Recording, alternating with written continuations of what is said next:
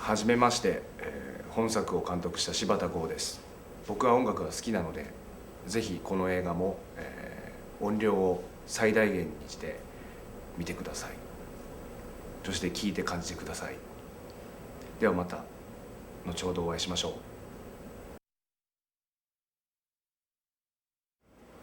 じゃあ、細い人監督の、柴田剛監督です。よろしくお願いします。よろしくお願いします。じゃあ、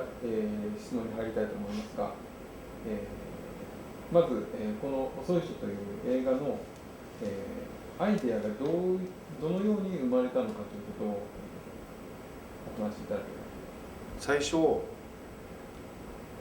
僕がこの前の作品の NN891102 という映画を大学の卒業制作で作ったんですよ。で、その話っていうのは長崎の原爆に影響を受けた5歳の子供がこの防空壕の中で、原爆の音をオープンリールで録音してしまったというところから始まって、その5歳の男の子が60歳まで原爆の音に取りつかれて音楽に目覚めていくっていう映画だったんですけど、その話を聞きつけた僕の先輩がいて、でその先輩っていうのがこの映画の「遅い人」の原案に関わっている中聡という人です。その中聡が実際この映画の主人公隅田正清さんのヘルパーをやってた。そこで、どうやらその仕事で隅田さんとヘルパーで一緒にいるといてる時のその話の流れで、いつもそういう人から目線をそらされてる、端っこに生きてるような状況を強いられてる障害者が殺人を犯す、そういう強行に出る、そういう映画があってもいいんじゃないかっていう話を僕の先輩の中さんヘルパーと隅田さんが笑い話のように喋ってた。でそういう映画があったらいいな、じゃあそういう映画を監督するの誰だろうってなった時に俺の名前が出たらしいんです。あいつは前の作品でそういうそんな原爆に影響を受けて音楽に目覚めるみたいな、その不謹慎な不届き者みたいなイメージだったんでしょうね。でこいつだったら監督するんじゃないかって言ったところから僕が話を持ちかけられたんです。でこの映画がゆっくりとスタートしたっていう。確かね1999年から2000年のに移るぐらいの時だったと思うんですけ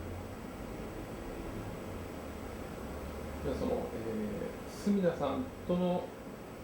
出会いがそのアイデアと先にあったのか、その後に隅田さんと出会ってからその後から生まれてきたのかっていうことでいうと、これはね本当映画を今度やる話のきっかけはさっき言った話なんですけど、この今の遅い人という形になっていくっていうアイデアはそれこそ隅田さんと撮影が開始してからですね。1年半の撮影だったんですけど、やりながら今の遅い人にあるエッセンスがそこに全てありました。だからなんていうのかな、僕映画撮るよりも映画を完成させるってことはもちろんなんですけど、この話をもらった時にふとよぎったのが、いわゆる僕は健常者と言われている立ち位置にいるでしょ。それで隅田さんっていうのは障害者っていう風な立ち位置でいるでしょ。それで日常だと視界には入りますけど圧倒的なマイノリティだから、その出会うきっかけなんていう、要はすごい親身な知り合いになるっていうきっかけってないわけですよ。自分の家族にも障害者という人はいなかったし、住んでる僕は団地っ子なんですけど、団地にはもちろんいっぱいいました。緑学級とかね、なんか突発的に何かしでかしたりする、走って泣きながら逃げてっちゃったりとか、そういう障害者の子いっぱいいたけども、本当にこういう感じで近い存在として一緒にやるっていうきっかけになるなっていうのは、僕これを受けた理由だったんで。するとやっぱり自分は障害者じゃないから、いわゆる住田さんみたいに肢体不自由者ではないから、どういうリズムがどういうところで違って出てくるんだろうな、普通の撮影のようにテキパキとはいかないんだろうな、いろんなことを考えてたんですけど、それも含めて自分の大きな経験になりたい、経験にしていきたいっていう。だから映画作ってるってだけよりもっと大きな人としてすごいプラスになる経験ができるんじゃないかな。じゃあその、脚本作り、物語ですけども、それはどういうふうに作られていったんでしょ本当そこも全く1年半の長丁場、撮影してんだかヘルパーになってんだかわからないような状況でみんなで撮影をしてたんですけど、本当住田さんと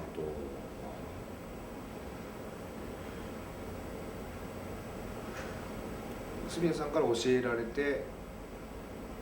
物語に反映するとか、そういうキャッチボールですね。だから最初当初用意してた脚本的なものがあったんです。だけどもそれが途中からこう用をなさなくなって、現場でセリフを変えたり、完全にその主人公に寄り添って、主人公がこの先何を見せてくれるんだろう、どこへ連れてってくれるんだろうっていうのに僕らカメラとか演出たちは合わせていった。実際この映画には起承転結はあっても脚本というものは存在はしてないんです。ドキュメントに近いのかな。もしこの映画の、アイデア自体が「遅い人」という映画のアイデア自体が、住田さんと会う前にもうあらかじめできていて、生まれていて、でその後に住田さんに出会って住田さんにその役をアプローチするっていうことがあったとしたら、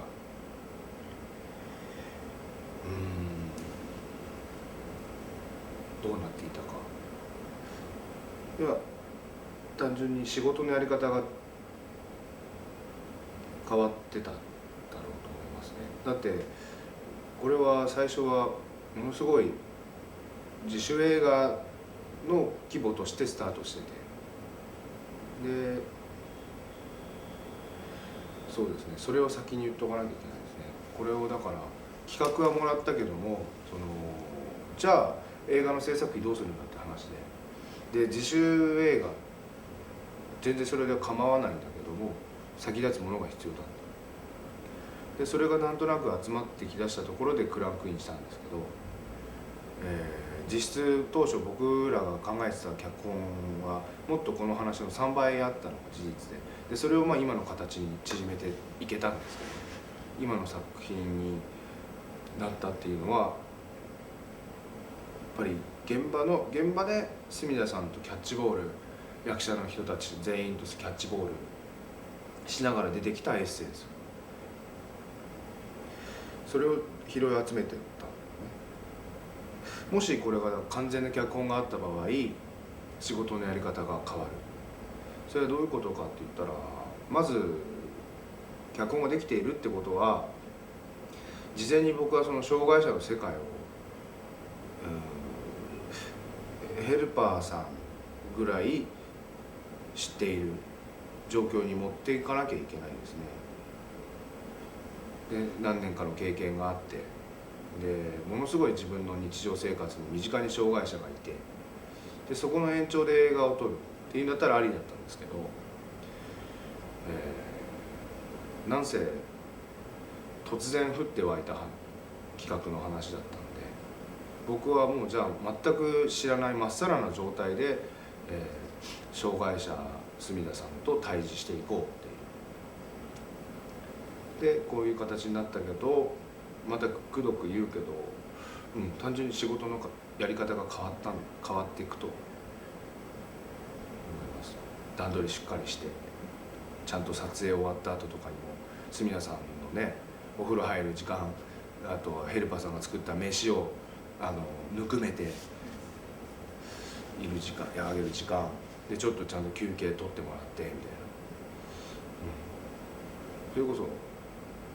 撮影してんだかヘルパーやってんだか分かんなかったっていうけども、もともと脚本があったら撮影もヘルパーももう最初からイコールで全員参加してるとは思います。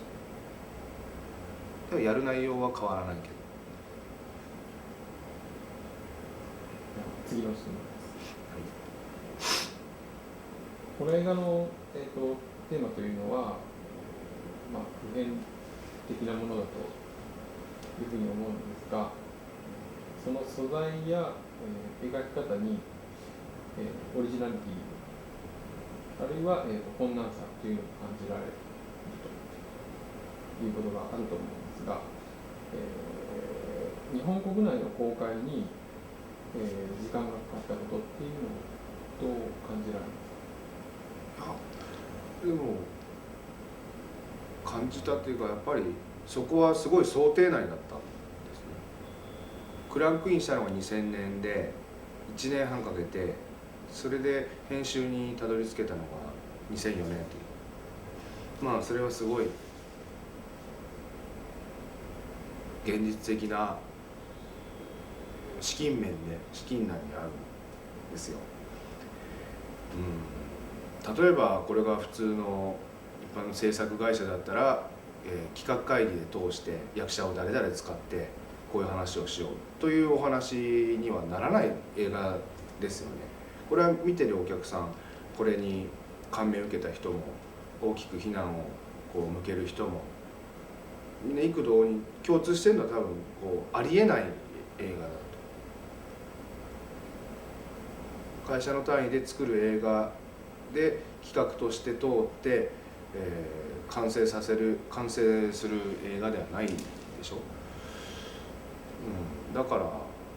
完成したこと自体が僕らはもう単純に嬉しかったし、完成したんだったら絶対上映はしなきゃいけないっていうふうには決めたんですけど、じゃあどうやって上映したらいいのかなっていうのは全くアイデアが出ないんですよ。プランが出ないんですよ。もうだから並大抵のことやってちゃダメだろうなとはなんとなく分かってたけど、例えばこれはジャンル映画だったらよかったの、ホラー映画だったり、そういう人も言ってくる人もいましたよ。健常者が実際の健常者が、住田正清っていう障害者の役をやるんだったらまだ話は分かるっていうようなことを言う宣伝マンもいたけど、僕たち住田さんも含めこの映画作ったうちら全員からしちゃ、本当の障害者が障害者として出て殺人鬼演じないと意味がないし面白くないし、もしそうじゃなかったら僕はこの企画の内容やってないから、だか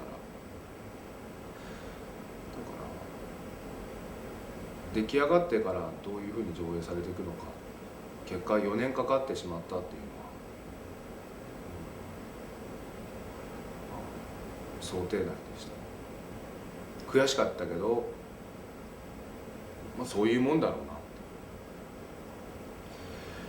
って。でもね、4年かかっても世界に向けて上映できたからいいと思ってます。じゃあ次の質問ですが、演出で、演出面で特に気を使ったことというのがあれば教えてください。気を配ったことですね。気を配ったこと。もう隅田正清というもうパーソナリティがすごいですよね。ビジュアル的にもなんかこう訴えかけてくるものがあるじゃないですか。しかもこの映画主人公の名前が隅田正清って本人で出てるんですよ。僕はなんでそれを本人にしたのか最後の最後まで気づいてなかったんですよ。おそらくこれは隅田さんのプロモーションビデオなんじゃないのかな。するとアンサンブルキャストたちも僕の個人的な知り合いである、例えば竹役の直蔵とかを僕が知ってるそのまんまの直蔵で来てもらおうと、それで隅田さんの周りにアンサンブルキャストとしていてもらおうと。あと信子役の鳥居真理もそうですね。あとはヘルパーのおばちゃんの有田有子さんで、彼らのなるだけの自然体を撮るためにカメラ3台回してました。絵コンテは一切やってません。とりあえず映画のルールに縛られた作り方をするっていうところをまず放棄、完全に現場で 100% 捨てるところから始めて、でそうですね、そこはもちろん不安なわけですよ。で一個だけちゃんとしようとしたところは録音にありましたね。こうなんですか、現場でコロコロ変えていく芝居とかカメラブンブン回したりする、そんな場所でも平気なぐらいのマイクを用意しようっていう予算低い中でそこだけはちゃんとお金かけようっていうことは気を使いました。やっぱ映画は音とか音楽が半分の演出を担ってるって思うし、僕は音楽大好きだから、そうですね、そこを気を使いました。撮影中で、何か困難な状況というのが、いやもう常に困難は困難だったんですね。なんせヘルパーをしたことない人間が主人公を障害者で、障害者に置いて、主人公に障害者を置いてやるわけでしょ。するとさっぱりは何ですかね、隅田さんとこう本当押し引きしながら撮っていく感じ。具体的にいっぱいありすぎて言えないな。ただヘルパーをやったことがある人なんだったら、そのヘルパーの仕事でよくある困難、それが僕らのその自主制作体制で作る映画の困難さに上乗せしてきた。単純に僕ら例えば呼ばれたら一人行けるじゃないですか。隅田さんの場合はやっぱヘルパーつけていかなきゃいけないんですよ。そういうとこですよ。そうすると車に2人分の席を確保しておかなきゃいけないとか、そうもう一つ一つのことから全て何もかも違うんで、いやそうですね、ごっちゃになってたな。撮影と隅田さんと一緒にいるヘルパーがやってる映画という嘘を一緒についてはいるんだけども、ものすごく現実生活とひっついちゃってたんで、一番の困難はそれを切り分ける時が困難で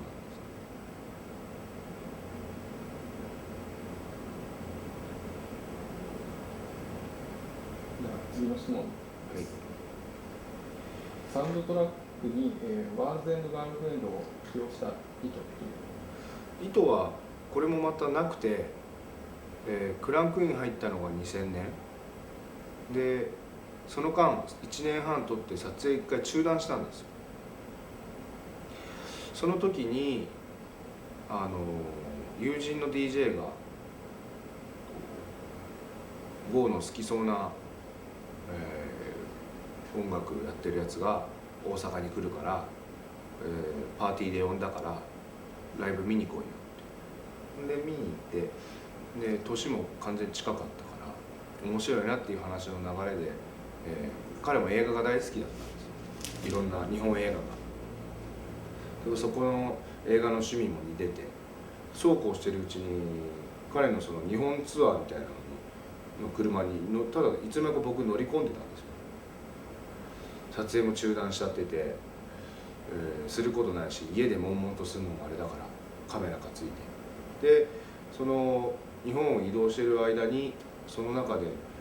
今撮ってる映画のこの遅い人の話をしただから向こうが興味示して、それだったら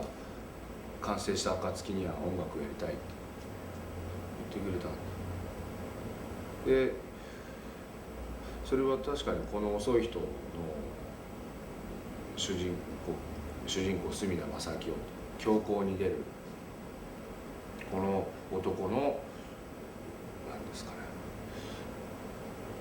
後ろに流れている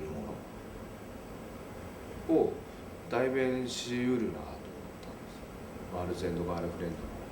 のああいう旋律が、それはだから本当全ていいタイミングであの時いろんな人たちがいたの一人、そのうちのメンバーがガールズ&ガールフレンドだったっていう。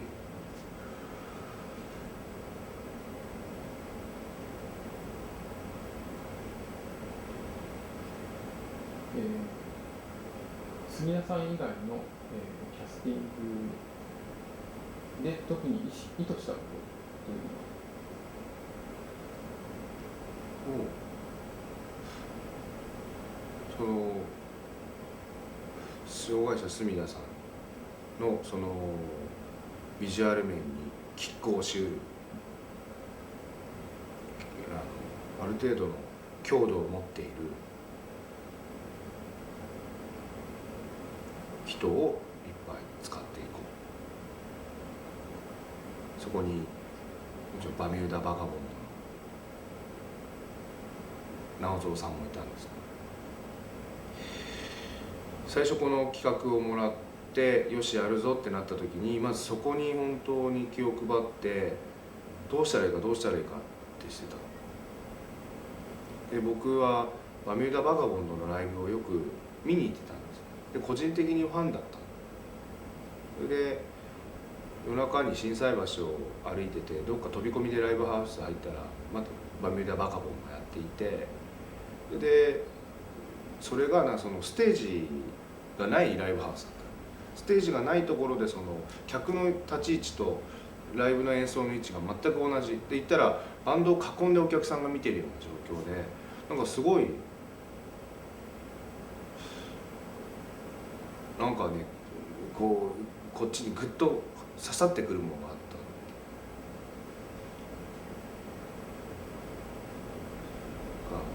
僕からすればバミューダ・バカボンドっていうのはコメデ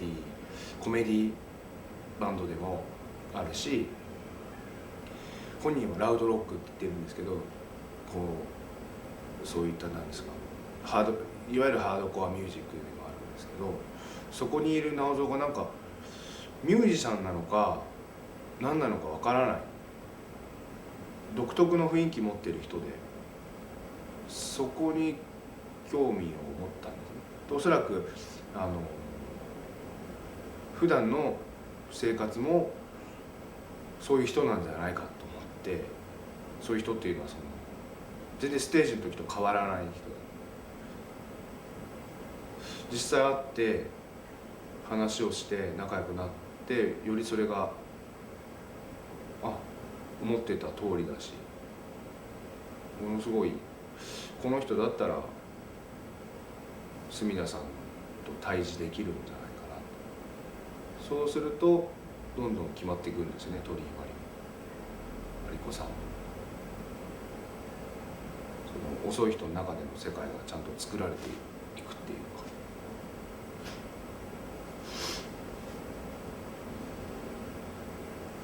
じゃあ、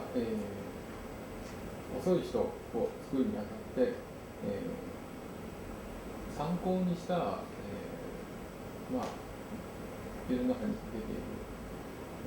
いる、映画とか小説とか、あるいはそういうものっていうのは、まあ、音楽とかでもいいですけど、あの当時2000年に僕らが一番こう興味持ってたっていうのが、デンマークで運動があったドグマっていうのがあったじゃないですか。であれはなんかこうルールがあるんですね。そのドグマっていうのはまあ好きで見てたし、ただその前に僕たち映像の勉強していた時とかにお金がないからハイエイトでよく撮ってたんですけど、やってること一緒じゃないかっていう、現場にあるものをそのまま使うとか、要は自主映画でやってることっていうことですよね。でそれをよりなんか洗練した形でお客さん提供するのがドグマだとするならば、そこはすごく参考で見ました。何せ当初はこの遅い人16ミリフィルムで行こうと思ったんですけど、そうすると光量がね足りないから照明いっぱい入れなきゃいけなくなる。で予算の中だったらギリギリそれはできたんですけど、先ほども言ったように初めて障害者と相対するから、映画制作のしんどさに輪をかけて障害者と向き合う。何にもこっちは知りませんからね。どうなのかとか、トイレいつ行くのかとか、飯を食う時間とか、僕らがへっちゃらだと思ってることを住田さんにはともすれば過酷だったりするかもしれないじゃないですか。要は危険がはらんでるんですよね。でそういうことにいちいち敏感になってやっていかなきゃいけないんで、するともうこれは常にカメラが回ってる体制の方がいいんだ。そうするとビデオになります。で VX2000 という機種がその時に出たんで、 VX2000 と VX1000 2つ使って計3台で回すと。で何度も芝居してもらっていいところを掴んでいく。そういった作り方しているという、そういった作り方しているものがドグマですとか、あとは日本映画だったら塚本慎也さんの映画、それとあと山本昌さんの映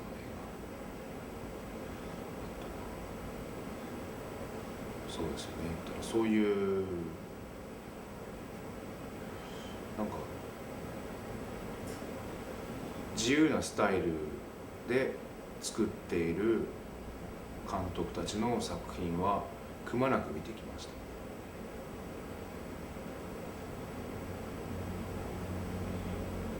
とは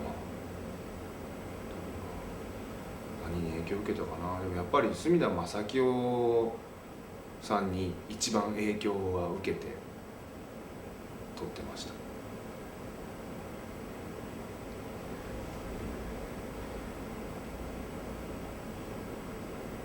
まあ、今のお話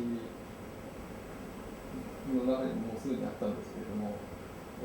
ご自身が自分の映画作りに影響を与えられたと思うような、まあ、日本人監督、外国人監督、あるいは、同世代で気になる作家、いやいっぱいいますよ。もちろん同級生の山下信弘はあいつのギャグがめちゃくちゃ面白い。同世代で石井裕也監督は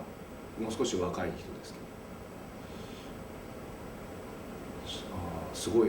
こうやって映画成立するんだっていうようなものを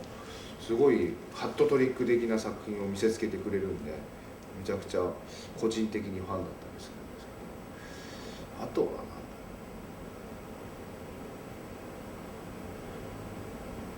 アメリカだったらハーモニー・コリン、全部見てて全部好きです。あとはそうだな、なんか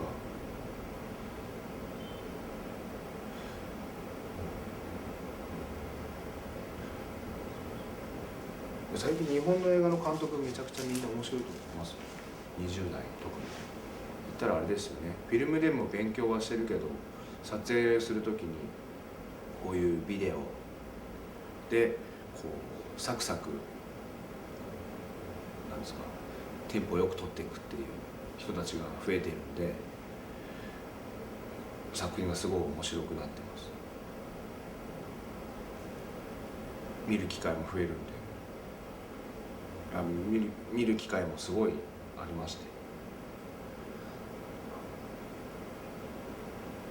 誰が面白いって一人じゃ挙げられないくらい今すごい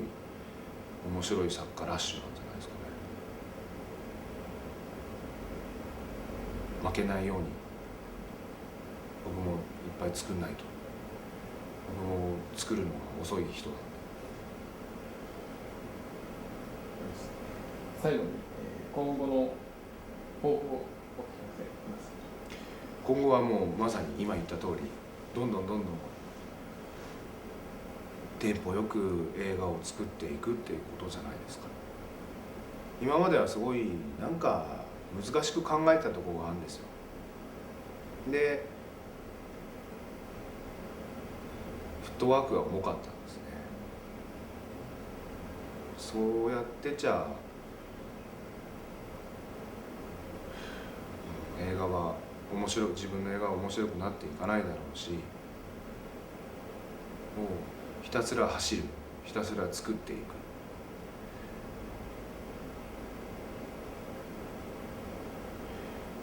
今のところというか一生僕は映画をやり続けていくんで、もうちょっとねピッチ上げていこうかなって、それが課題です。抱負というか課題ですね。